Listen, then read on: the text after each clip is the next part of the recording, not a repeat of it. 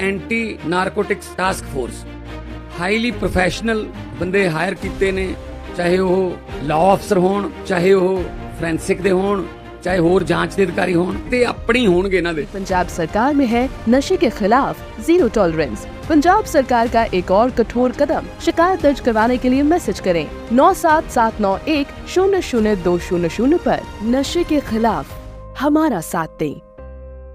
जिस पर भरोसा करो वही अगर धोखा दे तो रास्ते बदलने पड़ते हैं। अमेरिका से इंजन तकनीक पर भरोसा करके भारत ने अपने फाइटर जेट प्रोग्राम को गति देने का सपना देखा था, लेकिन साउथ कोरिया के KF-21 के तेजी से बढ़ते विकास ने भारत के लिए कई चुनौतियां खड़ी कर दी हैं। साउथ कोरिया का KF-21 फाइटर जेट 28 महीने में 1000 सफल उड़ानें पूरी कर चुका है, जबकि भारत का तेजस MK-1A और MK-2 अब भी इंजन के इंतजार में अटका हुआ है। अमेरिका, जिस पर भारत ने अपने फाइटर जेट परियोजनाओं के लिए बेहद भरोसा किया है, उसने समय पर इंजन और तकनीक सहायता न देकर भारत को भारी नुकसान पहुंचाया है। ये धोखा भारत की रक्षा योजनाओं को 4 से 5 साल पीछे ले गया है। साउथ कोरिया ने जुलाई 2022 में अपने डबल इंजन वाले फाइटर जेट KF-21 की पहली उड़ान भरी। इसके बाद सिर्फ 28 महीने में इस प्रोजेक्ट ने 1000 सफल उड़ानें पूरी कर ली। चलिए अब जानते हैं KF-21 की प्रमुख बातें।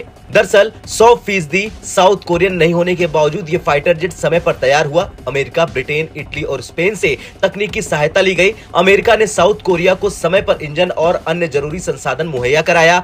इसके विपरीत भारत को समय पर इंजन नहीं दिया गया।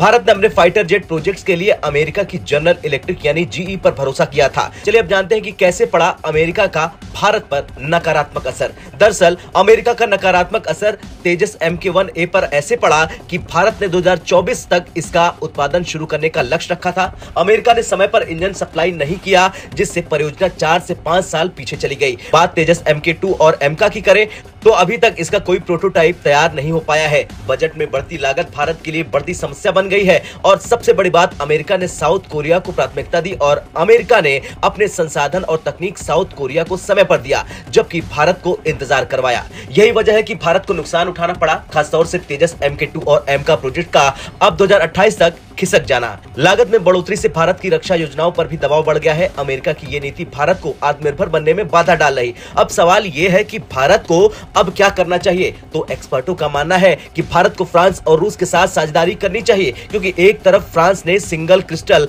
टरबाइन ब्लेड यानी SCTB तकनीक के सह विकास का भारत को प्रस्ताव दिया है, तो दूसरी तरफ रूस भी इंजन तकनीक में भारत का विश्वसनीय सहयोगी हो सकता है। साउथ कोरिया के मॉडल से सीख लेते हुए भारत को अपने सहयोगियों का चयन सोच समझकर करना होगा।